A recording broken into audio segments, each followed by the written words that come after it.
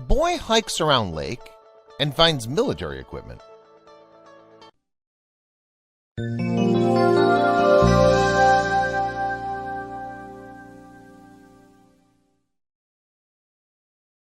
A loud screech echoed through the forest as metal fought against metal.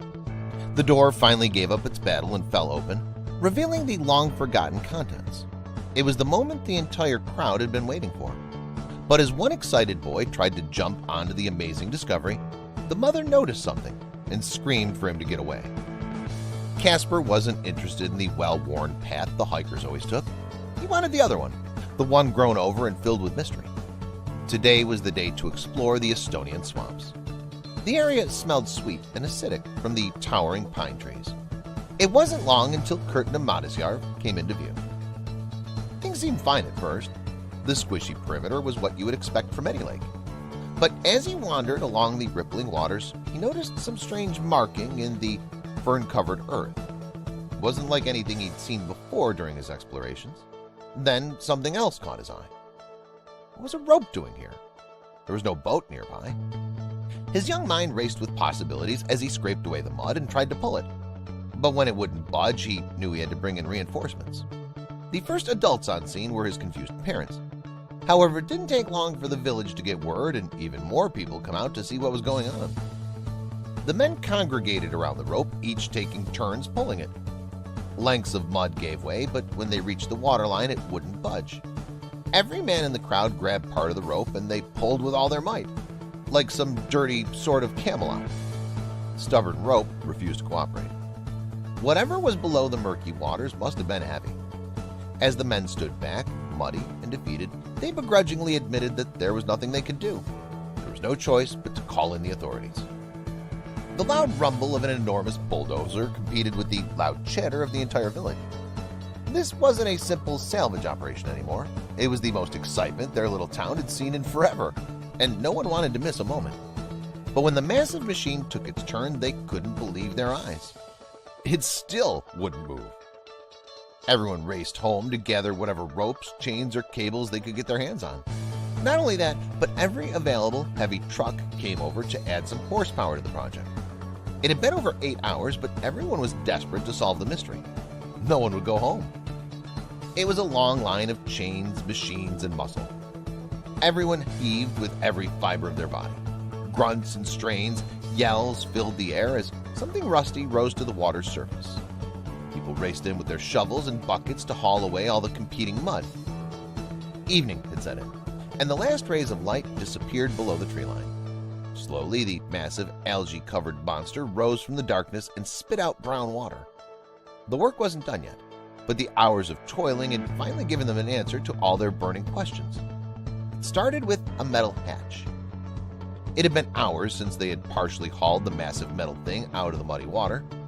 Even while their energy sapped away, the men wiped the sweat from their brows and continued to wipe away the layers of mud, revealing an eerily familiar white symbol. With their intrigue driving them on, they'd come this far. Now they readied themselves for the final haul.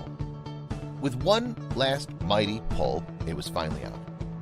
Everyone fell silent as they watched the metal behemoth roll out the lake, squelching and fighting against the heavy mud and streaming torrents of water over the villagers. None of them could quite believe the piece of history they'd resurrected. But what was a war tank doing here? That was the question on everyone's mind. What was a World War II war machine doing in a lake in the Estonian swamp in the middle of nowhere? Casper sprinted up to look inside. This was a once-in-a-lifetime event and he wouldn't miss it. Through the water, he saw something shiny. "Mom, are those big bullets?" Casper felt strong arms pulling him off and dragging him away. "Get away from that!" his mom yelled. There was still ammunition rolling around in the cabin. The tank was in amazing condition, so there was a chance the shells could still be dangerous. It wasn't long until they heard the wailing of sirens. A camouflaged truck and men in combat gear rushed out of their armored vehicles and toward the mud-caked tank. Someone must have called the authorities as soon as they saw what was inside. Everyone stood still and dead quiet, wondering if they were in trouble. One officer came up to Casper and asked him a pointed question. "You found it?" the large man asked. The boy gave a small, scared nod. The man smiled. "I'm impressed. Well done."